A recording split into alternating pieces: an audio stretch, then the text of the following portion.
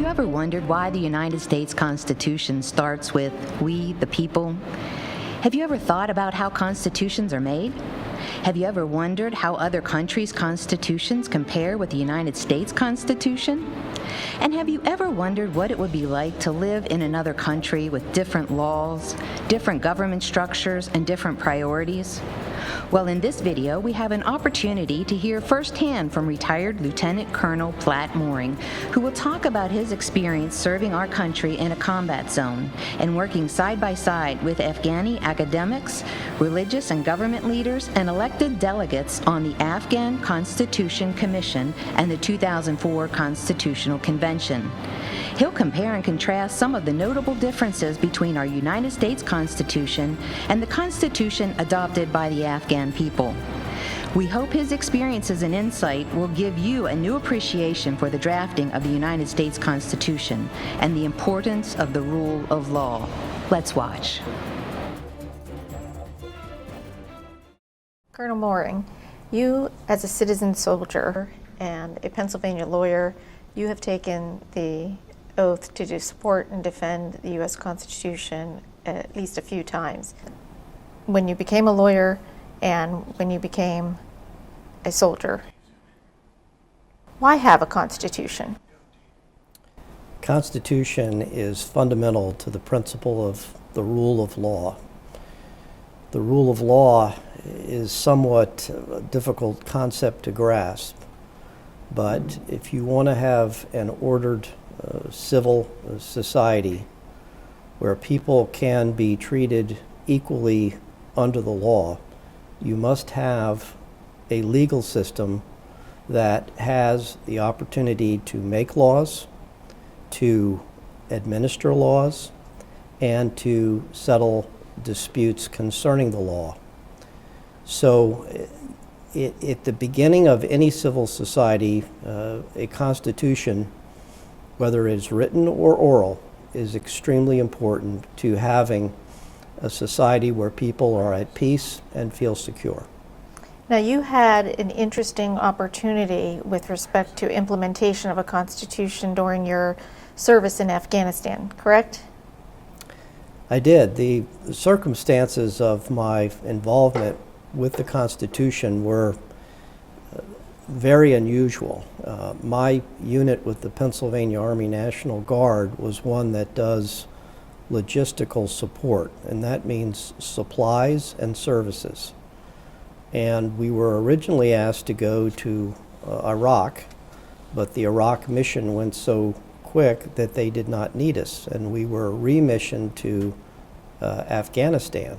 And I was asked, even as a lawyer, to serve as the commander of the compound in Kabul, the city of Afghanistan, which serves as its capital. And I met the commanding general to introduce myself, and I said that I was a medical malpractice lawyer from Pennsylvania. And he said, well, that's all well and good, but no lawyer is running my compound. And originally I thought that that was an insult to me, but then I realized what he really meant was that I had a very important role to play, being the only lawyer representing the United States Army in the city of Kabul. So he quickly put me on the Afghan Constitution Commission as the liaison between the United States government and the commission. And in that capacity, I worked through the formation of the Afghan Constitution from its earliest stages of discussion groups all the way to the Constitutional Convention, which was held in January 2004 in the middle of winter in a tent that was left over from Oktoberfest in Germany. And can you tell us who made up the commission and the convention for the Afghan Constitution? The Afghan Constitution Commission was put together, it was some Afghan academics, some Afghan religious leaders. There were some expatriates, people that were born in Afghanistan that had moved elsewhere. And there were appointed delegates to make sure they maintained diversity. The Constitutional Convention was all elected representatives of the people, including some of the migrant groups that otherwise would have been unrepresented. And they also did allow for representation of each one of the 11 ethnic tribes in Afghanistan. So there was a wide range of input from different citizens and leadership in Afghanistan. Oh, absolutely. And the only prohibition was that no warlord, or what they referred to as commanders, could be present at the convention because they didn't want any undue influence by the militia. Did Afghanistan already have a constitution? Afghanistan has had several constitutions, which shows in some respects the beauty of our Constitution in the sense that it's endured more than 200 years. Afghanistan has had 5 constitutions before the present one. And the constitution that you were involved with, was that a process that was radically changing the form of government, or what was going on with the new constitution? Why were they implementing a new constitution? Well, Afghanistan has always been ruled by a king, and so they had a parliamentary system similar in some respects to what we would think of Great Britain, where there is a king and a prime minister and a parliament. And the allies in the coalition were not in favor of having a king once again rule Afghanistan. And the idea was to foster a more democratic society. So the big change was one from a constitutional monarchy to a constitutional form of government based on elected representatives. When you were providing input, did you draw on any aspects of the U.S. Constitution to give input into the new Afghani Constitution? My specific role was to ensure that there was civilian control of the military.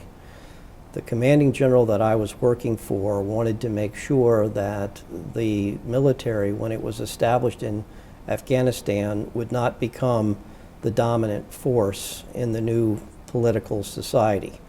So the military needed to be controlled by elected representatives of the people. So although I monitored the progress of the entire constitutional process, my focus was primarily on civilian control of the military. And in that respect, we made the president of the country the commander-in-chief of the armed forces. Just as our Constitution provides. That is correct. And why is it important to have civilian control over the military? One of the primary reasons my commanding general wanted to make sure that was part of the Constitution was to allow for the possibility of Afghanistan one day becoming part of the North American Treaty Organization known as NATO. It's a requirement of NATO to have civilian control of the military. The other experience they drew upon was the former Soviet socialist republics, which had military control, and when they created new constitutions after the liberation of Eastern Europe, they had civilian control of the military. But the overarching purpose of civilian control is to make sure that you don't have a military dictatorship. And with respect to other areas of the Constitution, did you have any input on a Bill of Rights or any ideas related to trials and criminal law, civil law, and protection of people's rights?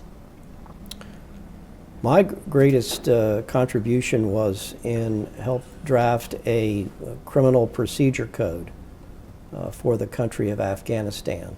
And in doing that project, in addition to working on the constitutional process, one of the assignments I had was to research what international treaties that Afghanistan had signed on to as a sovereign nation, because we wanted to make sure that the provisions of the Constitution and the Criminal Procedure Code in terms of the protection of individual human rights was consistent with what Afghanistan itself had agreed to abide by, as opposed to norms that were imposed upon Afghanistan by the coalition forces that were participating in the war against the Taliban in Afghanistan.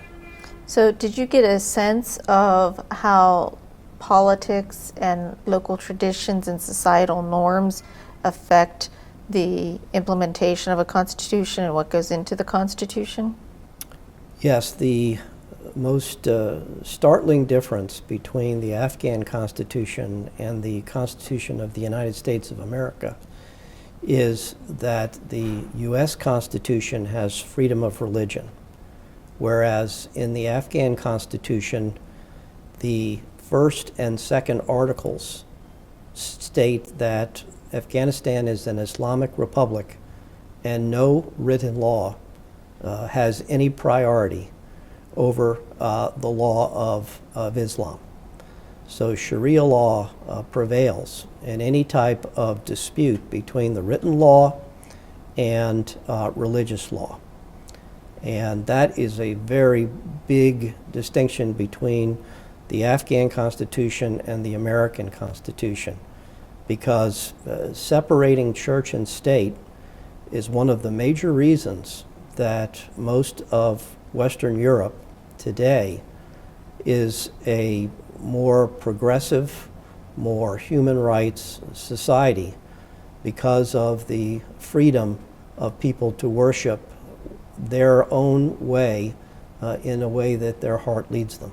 And from your history classes, do you remember freedom of religion being one of the reasons why so many people came to this country and were really the forebears of this country? Being a Pennsylvanian, it's hard not to recognize the contributions of William Penn that gave Pennsylvania its name. He himself was a religious protester, and he was a Quaker, and he came to America to establish a society where he could practice his religion as he saw fit. What impresses you most about your experience? What I took away with regard to my work on the Afghan Constitution was that it is not sufficient simply to have a written document with a set of rules. You have to have the consent of the people that live in the country and a belief in the principles of that document. Without that belief and support and reverence to the written Constitution, the Constitution, no matter how well it's written and thought out, is not going to survive. And that's why Afghanistan has had so many different constitutions, because the society is so divided into so many different tribes that it's difficult for them to have any sense of common purpose. In Afghanistan, the most important group is your family, and then it's your tribe, and then it's your ethnicity, and only last do people identify with their country. Whereas in this country, I like to think that people think of themselves as Americans first. Colonel Moring, one of the reasons that there is a difference in constitutions from country to country is because societal norms and the will of the people is involved in what goes into the Constitution, correct? Absolutely, and that's very pronounced in the Afghan Constitution, where Article 3 states, and I quote, "No law shall contravene the tenets and provisions of the holy religion of Islam in Afghanistan." So the Afghan people incorporated in their new constitution a provision which does not separate church and state, but establishes an official religion for the country. And has your experience given you any new appreciation for what the drafters of our Constitution went through? Yes, and it gives me profound respect for the drafters of the American Constitution. The brevity of it, the simplicity of it, the elegance of our Constitution. The Afghans took so many words to explain the concept of no search and seizure without a search warrant, whereas our Constitution does it in so little words and with great elegance. And the idea that there are checks and balances that was first conceived by our drafters, where no one branch of government had absolute control over the other. And the judicial branch checks the executive, the Congress makes sure the president doesn't have too many powers. That was a unique event for constitutional formation. That was the beauty of our American Constitution. Sometimes in the United States Constitution, the courts have to decide when there are competing rights which one trumps. Is that correct? That is correct. That's why we have the judicial branch to interpret those laws, make a ruling, and then people have faith in the ruling. They believe in the court system. And it goes back to that idea that we started the interview with having a society built on the rule of law, where judicial decisions are made, they become law, and people abide by them. But again, in order for the rule of law to work, there has to be a basic belief in the fundamentals of the Constitution. Does your experience give you any new impression or thoughts on the oath that you have taken to support and defend the Constitution? Yes, I recently had the opportunity to leave my Philadelphia private law practice and start work at the United States Department of Defense. And I took an oath for the third time just a few weeks ago. And it nearly brought me to tears when I said that oath, because it became so much more meaningful to me at that time than it ever had in the past, knowing that I had served my country in a combat zone. Well, thank you for your service, and thank you for your time and sharing your experiences with us.